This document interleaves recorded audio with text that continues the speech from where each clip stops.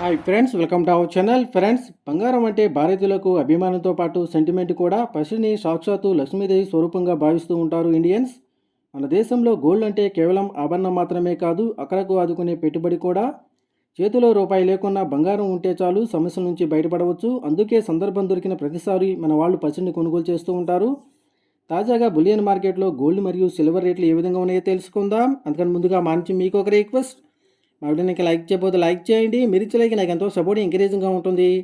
అదేవిధంగా మా ఛానల్ని సబ్స్క్రైబ్ చేసుకోండి, పక్కన వచ్చే గంట సింబల్ యాక్టివేట్ చేసుకోండి.